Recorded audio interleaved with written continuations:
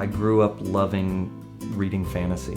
I loved looking at images of places that I'd never been to. I loved trying to manufacture places I'd never been to. It seems like what I am doing now is very much the same mindset that I had growing up in terms of wanting to create an alternate reality or a some other place. I began my career with the camera and film as my tool. Probably my most valuable tool right now is a computer mouse or a stylus and a pad. I still work with traditional materials. I'm very much a fan of the traditional printing press and use that a lot in my work, but I also use Epson printers, very large lacquer-based canvas printers, digital technology, but I always try to have the look that these works were not digitally created. If I were to do this in traditional painting media, if I had a brush, if I had a canvas, everything I was doing, nobody would question. However, I come from it from the aesthetic and the history of photography. Over the past 25 years, the trajectory of my work has involved questioning the veracity of a photographic image.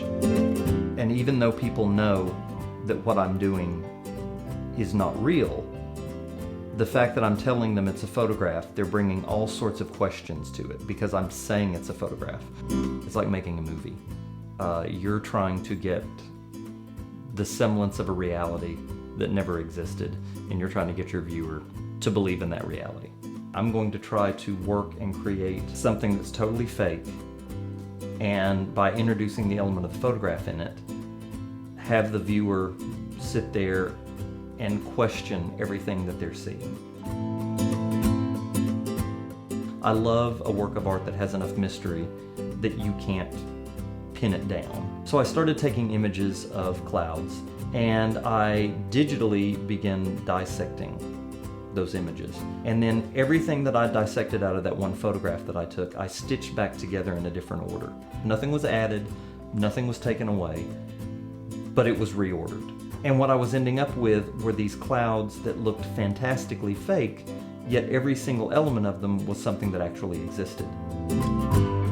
I went from clouds to seascapes, because seascapes, very much like clouds, are never the same. I approached that from the exact opposite end of the clouds. And so conceptually I was wondering, could I make a fake photograph look totally real? The original moons, it was a challenge to me. Could I create a moon that an astronomer who is familiar with the surface of the moon would believe was real? And I was staring at the concrete floor of my studio, and I was noticing how much the pits and stains looked like craters and the surface of the moon, and I thought, could I sit there with a map of the moon and all these photographs that I'd taken of the pits and stains of the concrete floor of my studio, could I create a plausible moon? And then I started stitching those together digitally and spherizing them, and what I ended up with is something that looked almost identical to the real moon. The amazing thing that was fun about the trees were assembled from about 200 different photographs that I'd made over the course of about a year of bare trees. And I took bits and branches of each one of those and literally cobbled together a tree that I tried to make look as real as possible.